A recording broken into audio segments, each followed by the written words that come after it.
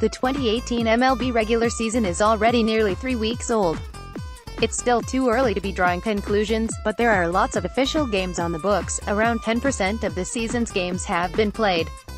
Cardinals, at 9-7, are in a slightly better position than they were when the season began, in a couple different ways. Before the season, FanGraphs projected the Cardinals to win something like 87 games. The exact number varied depending on the noisy projections of the back of the bullpen, which tells you something about how imprecise those projections are. At 9-7 against something like a neutral slate of opponents overall, the Cardinals are now on a 91-win pace. That's an improvement. Their playoff odds have also improved a notch, according to FanGraphs, from 61.6% to 63.6%.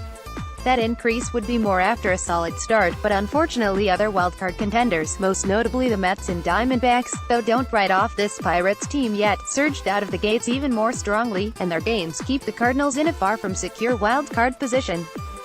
Plan A, though, doesn't need to be the wildcard race.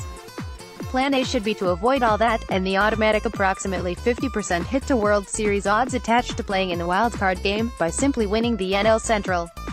The Cardinals are underdogs in that race, but it's far from impossible. FanGraphs currently gives them a 24.9% chance of it, up from 15% on opening day. The Cubs are 7-7, and that's largely against bad teams, meaning the Cards have already banked a full game in the standings over them. The Cardinals have taken what amounts to a small head start.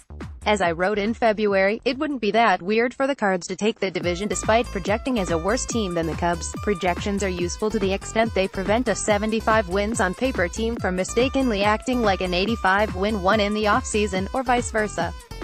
But over the last 13 seasons, the average error, the difference between real end-of-season record and what was projected, in the projections FanGraphs publishes, was 7 games.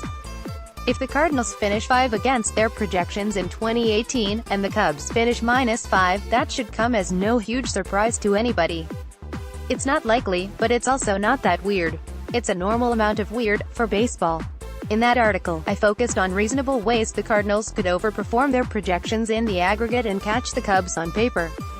In this one, I want to look at a more straightforward way. The Cardinals could simply beat the Cubs most of the times they play them this year. They don't need to be better than the Cubs per se to do this. A slightly less talented team beating a slightly better one happens every day of the season. They just need to go out and win the games. Although it's only April, the impact of each game the Cardinals win or lose this year against the Cubs is already substantial. Cards' odds of winning the division rose by 10 points simply by virtue of locking in their current one-game lead over Chicago, along with Milwaukee opening at .500. The importance of these 19 games is intuitively apparent, but just look at the numbers. The Cardinals are currently 9-7, the Cubs 7-7.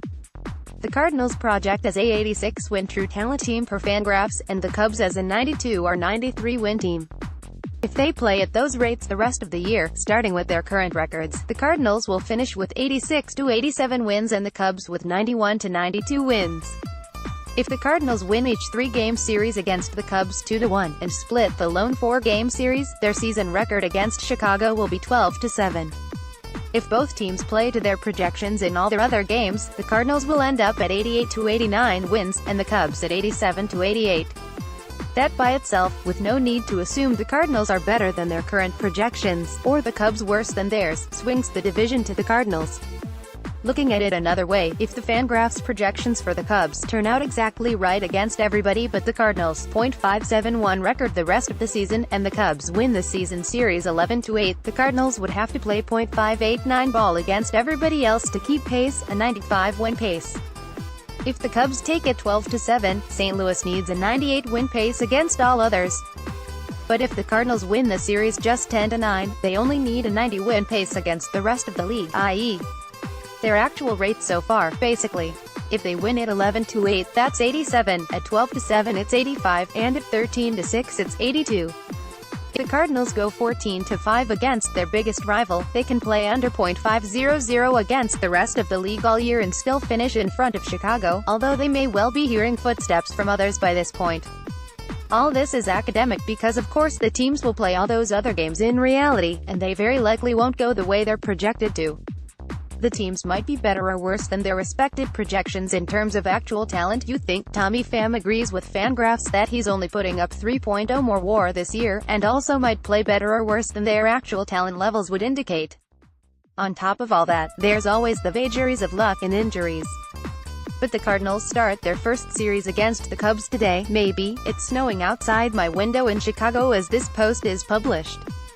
And even though it's only April, all these games are already critically important. That's life as an underdog. In addition, as promised, here's your weekly update on whether Mike Matheny has a plan or not for utilizing the 8-man bullpen he's insisted upon. Here's his bullpen usage in the last week, with a couple days the week before tacked on. For necessary context, this isn't quite as pointless looking as Week 1, which featured Mike Mayers literally not pitching for the span of a week, but I'm still not seeing a lot to like here. John Brebbia threw only one inning all week, in particular. And Matheny wasn't without opportunity to lean on his expanded bullpen to make early starter pulls in key situations. Adam Wainwright took a high-leverage PA in the bottom of the 5th inning on the 12th, and that game ended with two clearly available relievers, or one in an injured but somehow still on the active roster's Sam Tuivalale, unused. So last week, the Cardinals continued to carry an extra reliever they didn't really find a use for. Maybe this week